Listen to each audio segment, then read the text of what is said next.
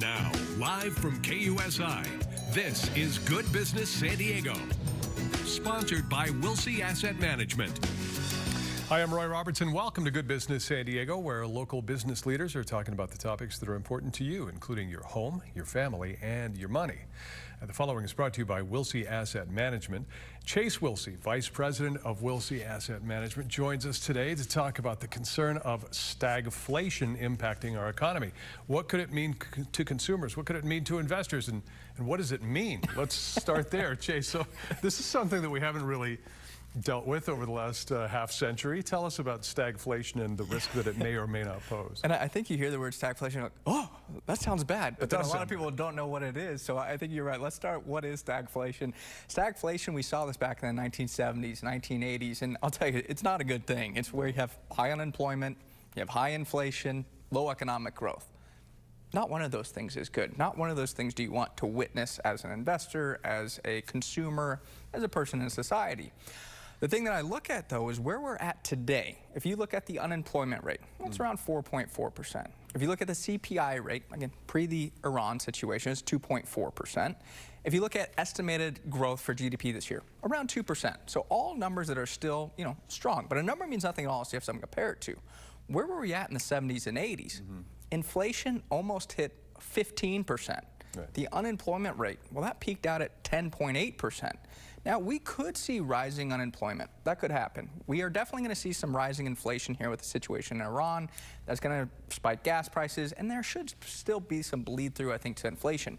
But I don't think we'll be anywhere near the issues that we saw in the 1970s, 1980s. It's not comparable. It's not what because I was a kid in the 70s, and I, even as a young kid, was aware of the risks that we had to the economy over the course of a decade. This is nothing like this. Now people are speculating in the first couple of weeks of the war, oh, this is going to be, it's not imminent by any stretch. No, it's not imminent by any strategy, any stretch of the mind. And the way I look at it is, yeah, oil prices likely aren't going back to where we started the year. Right now, they're around $100 a barrel. I would be shocked if in 3, 4, 5 months from now, they were still around $100 a barrel. I think we should start to see that drift down. Come May, June, July, we should see better oil prices here, which should be helpful to inflation, at least keeping it in check. We could see CPI maybe hit around 4%, but in my mind, that's still manageable. It's not 15%. Yeah, these numbers are not approaching anything like what we saw in the 70s or 80s. So what has this meant to bank stocks? Yeah, bank stocks, they've been hit pretty hard. They've had private credit issues as well. That's not a big concern to me with the big bank stocks. But the stagflation concerns, the reason that's so important is when consumers are faced with difficulties like a stagflationary type environment, well, they're going to stop paying in many cases on consumer loans, like credit cards as an example. Well, if you hit higher delinquencies, people don't pay their debts, that is a direct hit to the banks and their profit lines. Also, too, you have to understand how banks make money. They borrow money via CDs, checking accounts, money markets. Those are actually liabilities to banks when you're giving them their money, because then they take that money and lend it out for things like mortgages, credit cards, auto loans. So the way they make their money is off of what we call the NIM, or the net interest margin, the spread between what they're lending money out at and what they're paying deposits for. Now, what I look at in the stagflationary type environment is interest rates go up. So let's just say they locked in a mortgage at 5%, but now they have to pay out a CD rate of 6% to attract new money. Well, that is not a good thing for the banks.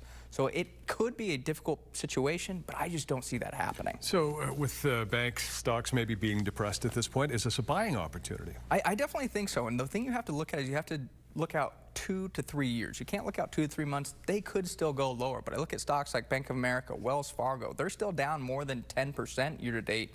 You're paying around 10 times earnings for that future earnings of the company, and also getting about a 2.5% dividend yield. There's some strong businesses here when you're looking at the big financial companies. So on stagflation, we got to kind of pump the brakes here a little bit with the fear factor. Maybe reassess it 6 to 12 months from now. Then maybe we have a discussion, but we're okay for the time. I think things can always change, but I still feel confident that we're in an all right spot for the time being. Okay, Chase, thanks so much. Appreciate it. Thanks for having me. Wilsey Asset Management online at smartinvesting2000.com. We'll be right back.